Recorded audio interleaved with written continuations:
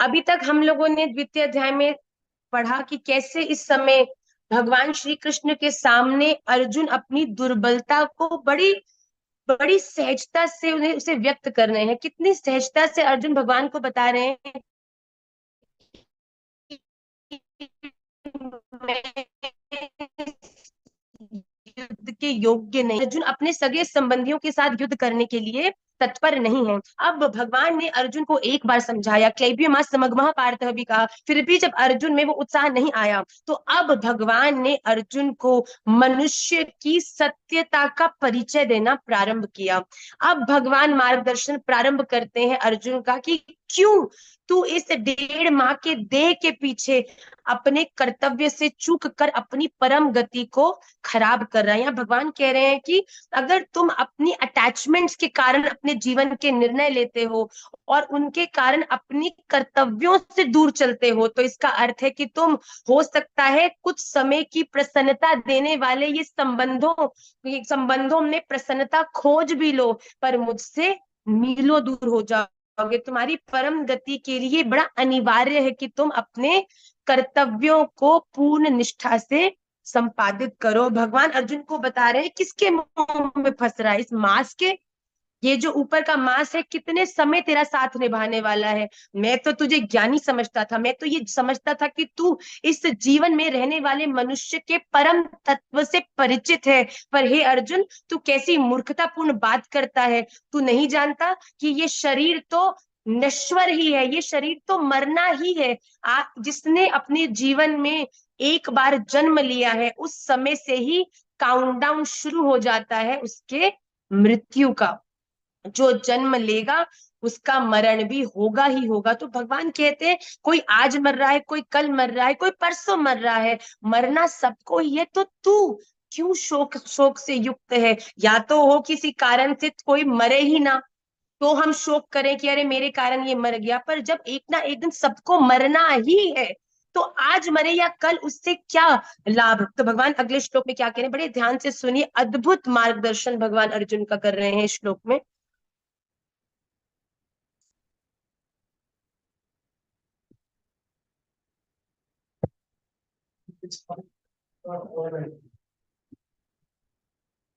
श्री भगवान उवाच अशोचया ननवशोचस्त्वं प्रज्ञावादांश्च भाषसे गतासून गतासूंश्च नानुशोचन्ति पंडितः अशोचयानन्वशोचस्त्वं प्रज्ञावादांश्च भाषसे गतासून गतासूंश्च नानुशोचन्ति पंडितः। इसका संधि देखिए, अशोचयान अन्वशोचः त्वं प्रज्ञावादान च भाषसे गतासून अगतासून च न अनुशोचन्ति पंडितः। भगवान क्या कह रहे हैं, अर्जुन तुम, तू अशोचयान मतलब न शोक करने योग्य मनुष्य के लिए, अनवशोच शोक करता है, च मतलब और, तथा प्रज्ञावादान, प्रज्ञावादन मतलब पंडितों के से वचनों को भाष्य से कहता है, परंतु गतासून जिनके प्राण चले गए हैं उनके लिए, च और अगतासून जिनके प्राण नहीं गए हैं उनके लिए भी, पंडिता पंडित जन न अनुशोचंती शोक नहीं करते।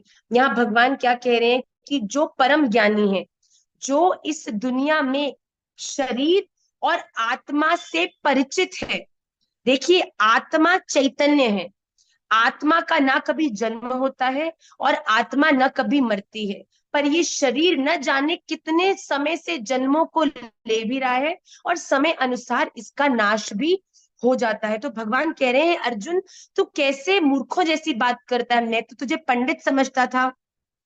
तू न शोक करने योग्य मनुष्य के लिए शोक करता है वो मनुष्य जिसने अगर जीवन ग्रहण किया है उसका अंत होना ही होना है। वो मनुष्य जो इस धरती पर मेरे कहे अनुसार आया है और मेरी ही योजना अनुसार इसका त्याग करके भी चला जाएगा, वो वो मनुष्य जिसके जीवन और मरण दोनों में ही तेरा कोई कंट्रोल है ही नहीं।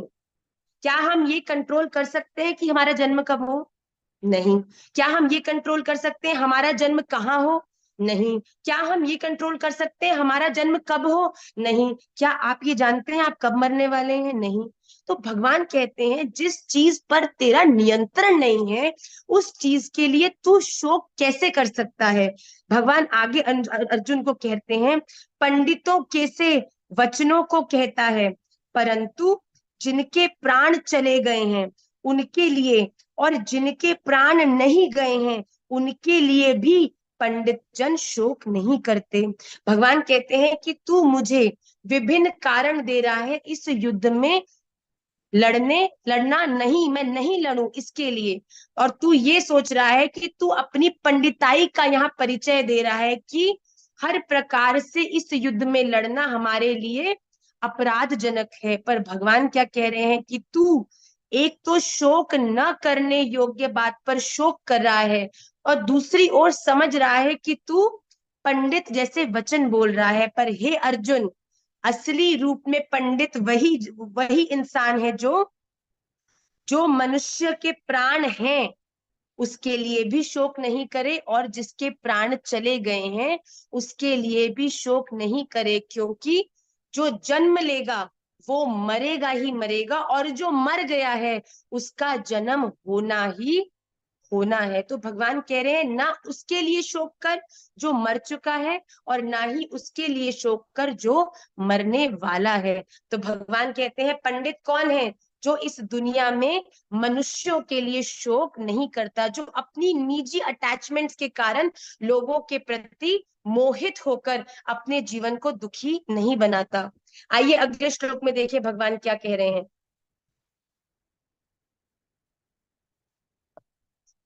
न त्वेवाहं जातु नासं न त्वं नेमे जनाधिपः न चैव न भविष्यामः सर्वे वयमतः परम्। न तु एव अहं जातु न आसम न त्वं न इमे जनाधिपः न च एव न भविष्यामः सर्वे वयम अतः परम। न मतलब नहीं, तू मतलब तो, एवं ऐसा, एव ही, अहम मैं, जातु किसी काल में, न नहीं, आसम था अथवा त्वम तू, न नहीं आसी था, इमे ये जनाधिपः राजा लोग, न नहीं आसन थे, च और न नहीं, एवं ऐसा, एव ही अतः इससे, परम आगे, न नहीं भविष्यामः रहेंगे।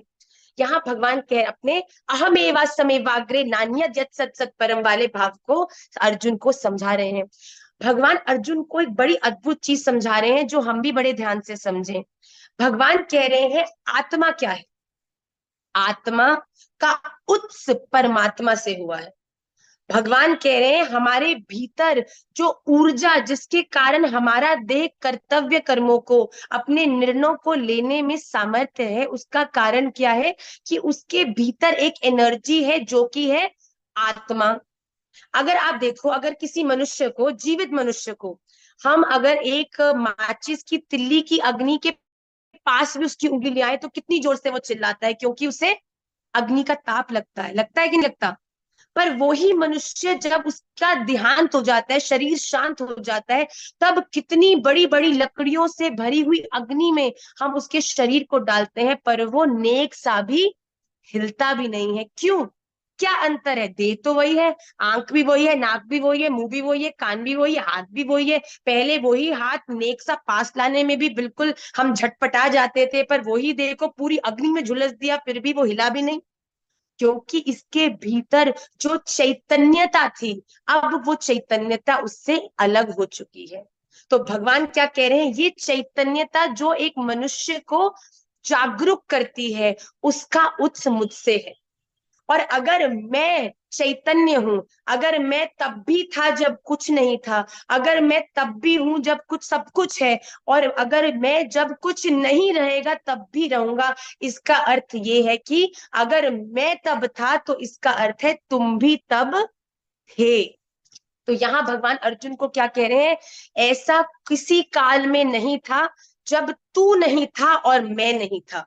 और फिर क्या कह रहे हैं कि न तो ऐसा ही है कि मैं किसी काल में नहीं था, तू नहीं था, अथवा ये राजा लोग नहीं थे। भगवान कह रहे हैं कि जैसी आत्मा तुझ में है वैसी आत्मा इन सब प्रजावासियों में भी है। तो अगर मैं था, इसका अर्थ है तू भी था, और अगर तू भी था तो इसका अर्थ है कि पूरी राजा, जो राज सेना के जो लोग हैं, जो लड़ने के लिए उत्सुक लोग हैं, वो भी थे। और भगवान कह रहे हैं और न ऐसा ही है कि इससे आगे हम सब नहीं रहेंगे। तो भगवान कह रहे हैं ये आत्मा केवल, जैसे एक व्यक्ति रात्रि में कुछ अलग वस्त्र पहन के सोता है और अगले दिन उठकर स्नान करने के बाद अलग वस्त्रों को धारण करता है, भगवान कहते हैं वैसे ही ये जो आत्मा है, जो मनुष्य के भीतर विद्यमान है, जो इस मनुष्य की ऊर्जा है, वो आत्मा भी समय समय पर शरीरों को बदलती है। जैसे आज हम इस देह में हैं, तो अगले जब ये शरीर शांत हो जाएगा, हमारे कर्मानुसार, हमारे आचरण अनुसार हमें भगवान के द्वारा एक दूसरी देह प्राप्त होगी, जिसके भीतर ये चैतन्य आत्मा दोबारा प्रवेश करेगी और फिर एक नया जीवन प्रारंभ हो जाएगा। तो भगवान कहते हैं शोक क्यों करना है, जब जो चैतन्यता है, जिस कारण से हम जीवित हैं, जब वो कभी मर ही नहीं सकती, उसका कभी नाश ही नहीं हो सकता। सोचो, अगर कोई व्यक्ति रात्रि में कपड़े पहन के सोता है और अगले दिन वो नए कपड़े धारण करता है, तो क्या वो पिछली रात के पहने हुए कपड़ों के कारण शोक करता है, अरे मैंने ये कपड़े क्यों उतार दिए, ये कपड़े तो मुझे, क्या आप किसी भी तरह से अपने रात्रि के उन कपड़ों को पहन के अगले दिन ऑफिस जा सकते हो? नहीं। तो भगवान कहते हैं कि जब तुम बदलते हुए कपड़ों में शोक नहीं करते, तो इन बदलते हुए शरीरों में क्यों शोक करते हो? ये एक पंडित विद्वान आचरणशील व्यक्ति का जो गुण है वो नहीं है। भगवान कहते हैं ऐसा कोई समय नहीं था जब मैं नहीं था और तू नहीं था और ये सब नहीं थे, और ऐसा कोई समय नहीं होगा जब मैं नहीं हूंगा, तू नहीं होगा और ये सब भी नहीं होंगे। मतलब अगर हमारे भगवान चैतन्य है तो हम भी चैतन्य ही हैं। ये शरीर नाश होगा, और मैं साची कहूं, जब इस शरीर से ये चैतन्य आत्मा अलग हो जाएगी ना, तो आप स्वयं वहां खड़े देखोगे कि ये आत्मा, ये जो शरीर है, ये नीचे पड़ा है, पर उसका कोई प्रयोजन नहीं होगा, ना उसमें कोई शोक होगा, ना खुशी होगी, ना प्रसन्नता होगी, ना दुख होगा। वो केवल एक मांस के लोथड़े की तरह पड़ा होगा, और आप दूर खड़े होके उसका दर्शन करोगे। तो भगवान कहते हैं शोक करने की जरूरत नहीं है, कोई किसी को मार नहीं सकता, क्योंकि जो आत्मा है वो चैतन्य है, वो नश्वर नहीं है। आइए अगले श्लोक को ध्यान से देखेंगे।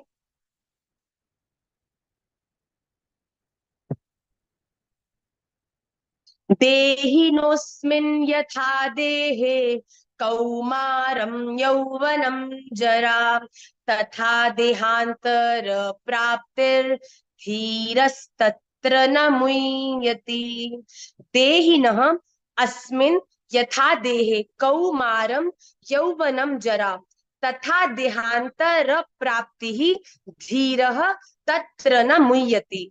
इसका हम शब्दार्थ देखें तो यथा जैसे, देही न मतलब जीवात्मा की, देही मतलब उसकी, उसका शरीर, अस्मिन इस देहे, देह में, कौमारम बालकपन, यौवनम जवानी, और जरा मतलब वृद्ध अवस्था होती है, तथा वैसे ही देहांतर प्राप्ति ही, अन्य शरीर की भी प्राप्ति होती है।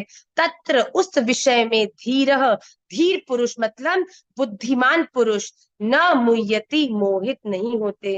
अब भगवान कहते हैं कि एक बात बताओ, जब एक बालक जन्म लेता है तब वो कितना सा होता है, नेक सो शिशु। अब वो धीरे धीरे समय अनुसार बड़ा होता है।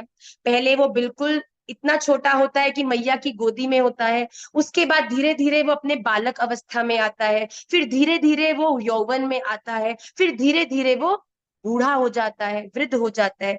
भगवान कहते हैं इसी साइकिल में ही जब वो धीरे धीरे वृद्ध होता है, फिर धीरे धीरे वृद्ध होने के बाद उसका जो वो बूढ़ा शरीर है वो जब अयोग्य हो जाता है, तब वो शांत हो जाता है और फिर से वो उस बालकपन की नई उस जेनरेशन में प्रवेश कर कर फिर धीरे धीरे आगे उसी हायरार्की से चलता रहता है। तो भगवान कहते हैं कि भय मत करो, डरो मत। अगर तुम्हारा कर्तव्य युद्ध करने का है और उस युद्ध में अगर तुम्हारे द्वारा किसी की मृत्यु भी होती है, तो ये मृत्यु नहीं है, बल्कि उनका पुनर्जन्म के माध्यम से फिर से उन्हें एक नया देह मिलेगा और उनके कर्मों के अनुसार वो अपना अगला जीवन व्यतीत करेंगे। तो भगवान क्या कह रहे हैं, श्रीमद् भगवत गीता आपको आर्ट ऑफ लिविंग ही नहीं बल्कि आर्ट ऑफ लीविंग भी सिखाती है। इस देह में रहते हुए कैसे जीना है वो तो बहुत सुंदर बात है, पर हमारे जीवन का सबसे बड़ा भय है कि मैं मर जाऊंगा तो क्या होगा।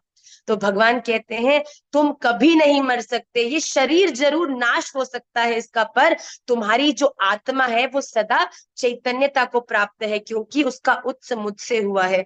तो देखिए, या तो ये आत्मा 84 लाख योनियों में घूमेगी क्योंकि चैतन्य है, या फिर इस परिक्रमा को पूर्ण कर अगर आपके कर्तव्य अच्छे हैं, अगर आपके कर्म अच्छे हैं, जीवन में भजन है, किसी का अहित नहीं सोचते, अगर आपके जीवन में सेवा भाव है, तो भगवान कहते हैं ये भी हो सकता है कि बार बार जो ये परिक्रमा की 84 लाख योनियों में जो तुम घूम रहे हो, तो हो सकता है कि ये उत्स जहां से हुआ हो वहीं पर तुम्हें विश्राम भी मिल जाए। जो परिक्रमा वृंदावन धाम से प्रारंभ कियो है, वो ही परिक्रमा न जाने कहां कहां से डोलती भई घूमती हुई फिर से तुम राधा रमन जी के द्वार पर पहुंच जाओ और उनकी नित्य लीला में तुम्हें प्रवेश मिल जाए। पर ये तभी हो सकता है जब जीवन में भगवान के चरणों में पूर्ण समर्पण और आचरण शुद्ध होगा।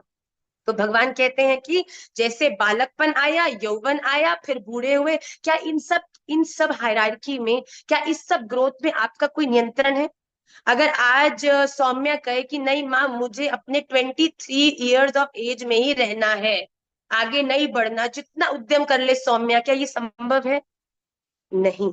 आज अगर कोई मुझसे पूछे मैया समय क्या हो गया, तो मैं बोलूंगी अभी 6 बज गए हैं, और उसके बाद 2 मिनट बाद कोई बंदा मुझसे पूछे कि भाई मैया टाइम क्या होगा, तो मैं बोलूंगी 6 बज के 2 मिनट हो गए। तो पहला व्यक्ति करेगा अरे मैया आप झूठ बोलती हो, अभी तो 2 मिनट पहले आपने बोला कि 6 बजे हैं।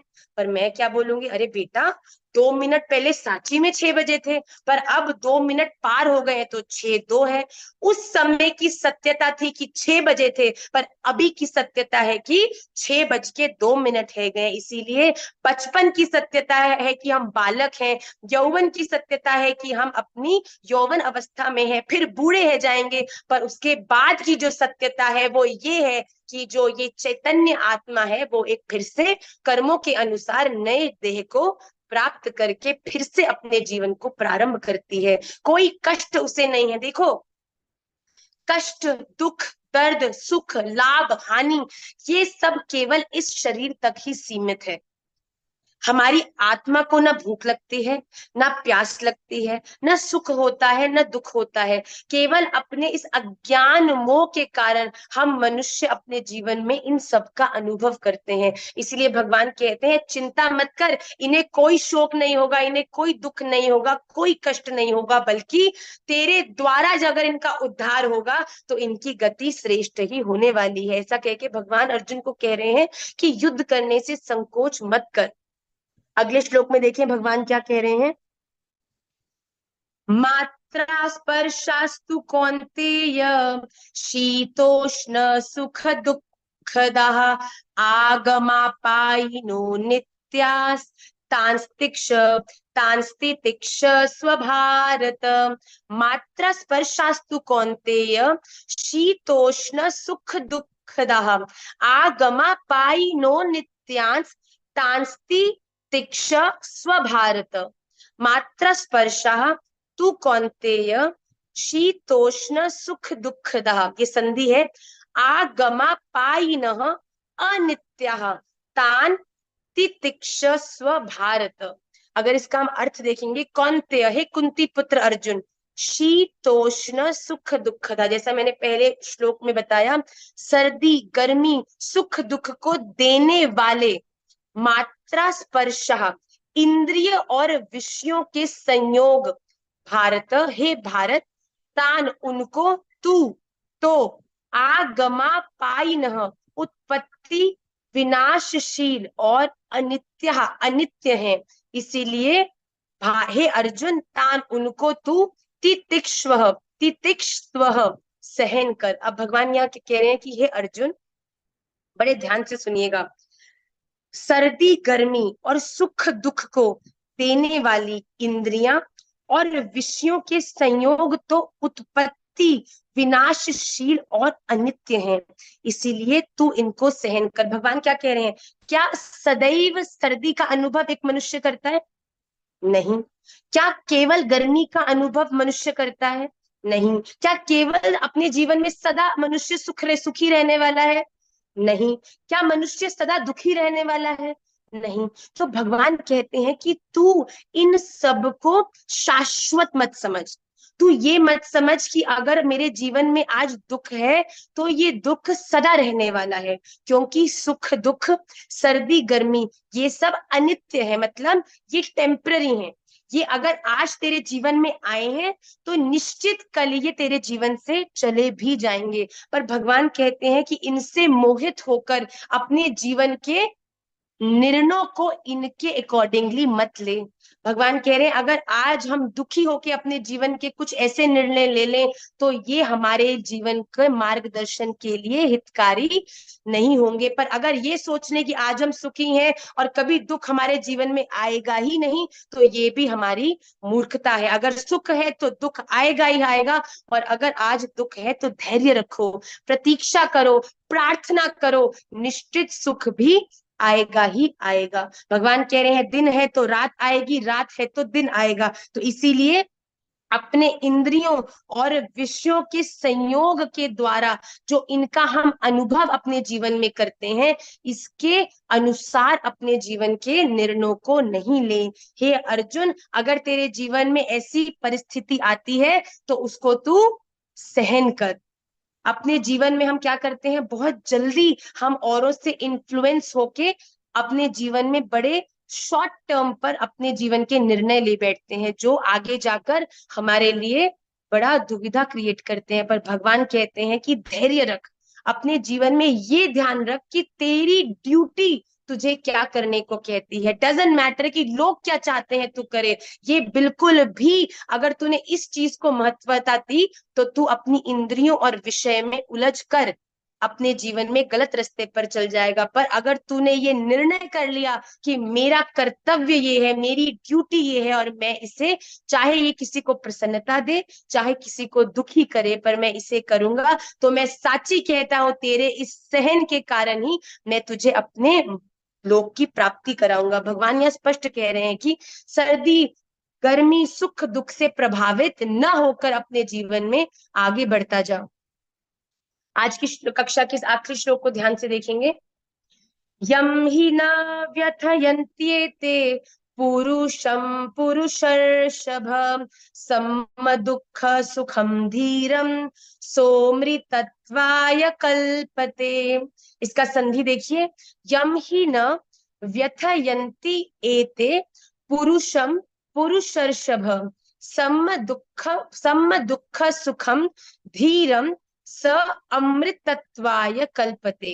अब यहाँ क्या कह रहे हैं? ही, क्योंकि पुरुषर्षभ, हे पुरुष श्रेष्ठ अर्जुन, सम दुख सुखम, दुख सुख को समान समझने वाले, यम जिस धीरम, धीर मतलब विवेकी, पुरुषम पुरुष को, एते ये इंद्रिय और विषयों के संयोग न व्यथयंती मतलब व्याकुल नहीं करते, सह वह अमृतत्वाय मोक्ष के कल्पते योग्य होते हैं।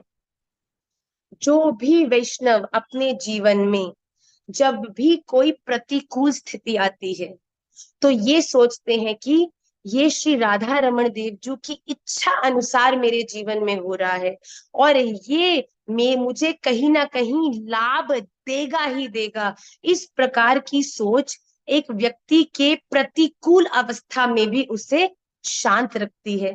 और दूसरी ओर अगर एक व्यक्ति अनुकूल परिस्थिति में है, तो ये सोचकर कि आज मुझ पर श्री राधा रमन देव जी की अहेतु की कृपा हुई है कि ठाकुर जी ने जो मैं अपने जीवन में प्राप्त करना चाहता था वो मुझे प्रदान कर दिया। भगवान कहते हैं ऐसा व्यक्ति जो सम है, जो दुखी में जो दुखी परिस्थिति में दुखी नहीं है, और जो सुख की परिस्थिति में सुखी भी नहीं है, जो दुख में भी भगवान की योजना का अनुभव करता है और सुख में भगवान की कृपा का अनुभव करके सदा प्रसन्न रहता है। भगवान कह रहे हैं ऐसा सम रहने वाला व्यक्ति ही सत्य रूप से मोक्ष को प्राप्त करने के योग्य है। हम क्या करते हैं जब सुखी हैं, तब हम कहते हैं जानते हो मैंने जीवन में कितना परिश्रम किया, इतनी मुश्किल से इस स्टेचर पे मैं पहुंचा हूँ, मैनेजर बना हूं, इतना मैंने किया है। पर जैसे ही हमारे जीवन में कोई प्रतिकूल परिस्थिति आती है, राधा रमन लाल ये कैसे कर दिया आपने मेरे साथ, ऐसा मैंने क्या कर दिया था कि आपने मुझे ऐसी परिस्थिति में डाल दिया। मैं तो आपका इतना भजन करता हूँ, पर ये हमारी कितनी विमूढ़ परिस्थिति है, कितनी मूर्खता है हमारी, भगवान के अधीन होकर जब अगर आपने अपने से किसी ज्यादा विवेकी पुरुष के चरणों में माथा रख ही दिया है कि ये मेरे जीवन के जो निर्णय लेगा वो निश्चित मेरे लिए अच्छे ही होंगे। अब एक छोटे बालक अगर हट करता है कि मैया लॉलीपॉप खाऊंगो खाऊंगो खाऊंगो, और मैया कहेगी नहीं खाएगो नहीं खाएगो नहीं खाएगो, और बालक कितना रोता है मेरी मैया कितनी खराब है, मेरे को लॉलीपॉप नहीं देती, लॉलीपॉप नहीं देती। पर मैया के उस कठिन निर्णय के पीछे भी बालक का ही हित छुपा होता है। मैया जानती है इसके दांतों में कीड़ा लग जाएगा, और फिर जब कीड़ा लगेगा और डॉक्टर के ले जाना पड़ेगा, तो जब डॉक्टर जोर जोर से उस दांत को निकालेगा तो मेरे बालक को कितनी पीड़ा होगी, और मैं उस पीड़ा को अपने बालक को दे ही नहीं सकूं। तो भगवान भी उस मैया की तरह ही है जो ये जानते हैं कि हमारे लिए क्या अच्छा है। हमारी ये अल्प बुद्धि में वो सामर्थ्य ही नहीं कि हम ये निर्णय कर सकें कि हमारे लिए क्या अच्छा है क्यों क्या बुरा है। एक बालक जो अपनी टीन एज में होता है वो सोचता है मेरे दोस्त ही मेरी दुनिया में मेरे सबसे बड़े वेल विशर्स है, पर वो सत्य नहीं है। उसके माता पिता जो हो सकता है उस समय उसको बड़े कर्रे लगते हो कि बार बार टोकते हैं, बार बार घर रहने को कहते हैं, बार बार कहते हैं भजन करो, बार बार कहते हैं प्रणाम करो, पर वो ये एक समय पर ये बात समझ जाता है कि धन्यवाद राधा रमन लाल कि उस समय मेरे माता पिता ने हट करके क्रोध करके मुझे सही रास्ते पर चलाया, जिससे कि आज मैं किसी ड्रग्स के अंदर फंस के अपने जीवन को व्यर्थ न करके अपने जीवन को आपके चरणों में आपके प्रियजनों के चरणों में लगाकर इसे सफल कर रहा हूं। तो भगवान कह रहे हैं कि मुझे प्राप्त करने के योग्य मनुष्य कौन है, जो अपने जीवन में हर सिचुएशन में भगवान की कृपा का अनुभव करता है। अगर आप राधा रमणीय हो चुके हो तो ऐसा कोई हो ही नहीं सकता कि आपको कष्ट दे जाए। आपके जीवन में जो आएगा जैसा आएगा जो भी करेगा वो राधा रमन जी के द्वारा फिल्टर होकर ही आपके जीवन में प्रवेश करेगा। वो दुख दे रहा है तो वो दुख भी आपके लिए सुख करेगा जब वो उसका परम परिणाम आपके सामने आएगा। वो दुख हमें टेम्पररी दुख करता है, जब बच्चे को मना किया जाता है वो टेम्पररी उस बच्चे को दुखी करता है। टीन एज जो बच्चे होते हैं उनको अगर गलत रास्ते पर चलने के लिए मना किया जाए तो टेम्पररी उन्हें वो दुख देता है, पर आगे के जीवन में उन्हें परम सुखी करता है। इसीलिए भगवान कहते हैं मुझ पे विश्वास रखो, अगर मेरे ऊपर जिम्मेदारी डाली है तो उस जिम्मेदारी में पूर्ण अपनी निष्ठा रखो, और फिर देखो तुम्हारे जीवन में कभी कुछ गलत हो ही नहीं सकता। पर हम ऐसे मूर्ख हैं कि अपने जीवन की प्रगति में तो अपने परिश्रम को श्रेय देते हैं, पर जैसे ही नेक से भी ठोकर लगी तो सारी गलती का भार डालते हैं राधा रमन। राधा रमन कैसे राधा रमन लाल, मैं तो मंदिर भी आती हूँ परिक्रमा भी देती हूँ फिर भी ऐसे कैसे कर दिया। अगर अपने लालच के कारण परिक्रमा भी दोगे तो वो करोड़ परिक्रमा भी आपकी ठाकुर जी स्वीकार नहीं करेंगे, पर अगर मन से प्रेम से अपने घर में खड़े होकर जहाँ खड़े हो वहीं पर भी एक बार घूम गए ना, हे राधा रमन लाल आपके चरणों में बारंबार दंडवत कि आपने ये जीवन मुझे दियो, इस मुख को ये सामर्थ्य दियो कि आपका नाम ले सकूं, इस शरीर को ये योग्यता प्रदान करी कि कभी कभी वृंदावन आ सकूं। हे राधा रमन लाल मेरे अपने चरणों में मेरे प्रणाम को मेरे प्रेम को आप स्वीकार करो। और ऐसे अगर आपने एक परिक्रमा परिक्रमा दे दी ना, मैं साची कहती हूँ कि गोवर्धन की करोड़ों परिक्रमा एक तरफ है और आपकी उस प्रेम को ठाकुर जी के चरणों में देने वाली परिक्रमा एक तरफ है। भगवान 56 भोग को त्याग कर एक भक्त के भाव को ग्रहण करते हैं। आप ये मत सोचो भगवान के लिए आज मालूम है 56 भोग बनाया,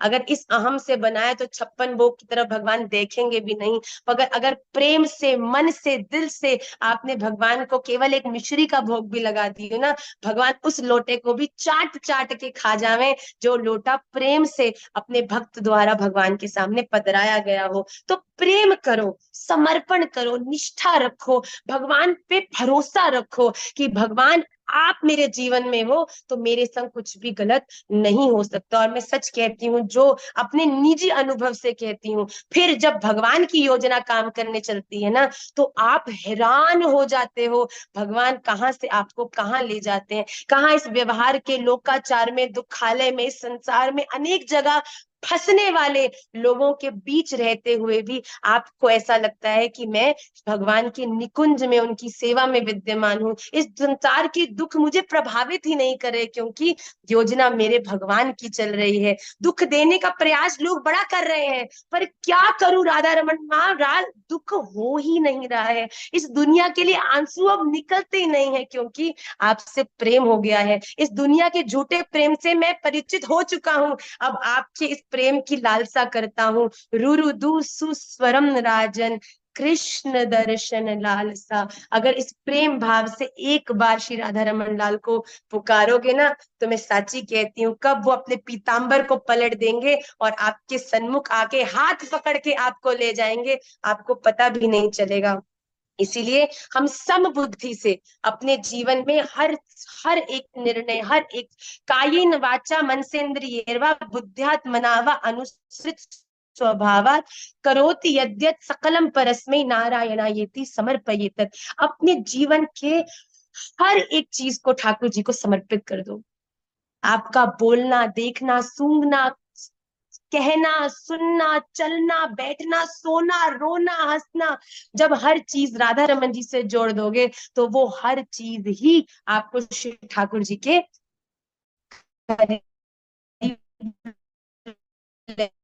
जाएगी, क्योंकि वो ही प्रत्यक्ष भरते हैं। उसके बाद हम श्री राधा कृपा कटाक्ष की ओर अग्रसर होंगे। मैं बारंबार प्रणाम करके आपको क्षमा चाहती हूँ कि मेरी ही गलती से श्लोक गलत ग्रुप पर चले गए। मैं तुरंत आपको कक्षा के बाद इन श्लोकों को भेज दूंगी जी। कायेन वाचा भी आपको सिखाऊंगी। श्री भगवान उवाच अशोचयानन्व शोचस्त्वं प्रज्ञावादांश्च भाषसे गतासून गतासूंश्च नानुशोचन्ति पंडिताः न त्वेवाहं जातुनासं न त्वं नेमे जनाधिपः न चैव न भविष्यामः सर्वे वयमतः परं देहिनोऽस्मिन् यथा देहे कौमारं यौवनं जरा तथा देहांतर प्राप्तिर्धीरस्तत्र न मुह्यति मात्रा स्पर्शास्तु कौन्तेय शीतोष्ण सुख दुःखदा आगमापायिनो नित्यांस् तांस्ति तिक्षस्व भारत यं हि न व्यथयन्त्येते पुरुषं पुरुषर्षभ सम दुःख सुखम धीरम सोमृतत्वाय कल्पते। श्री राधा रमण लाल की जय।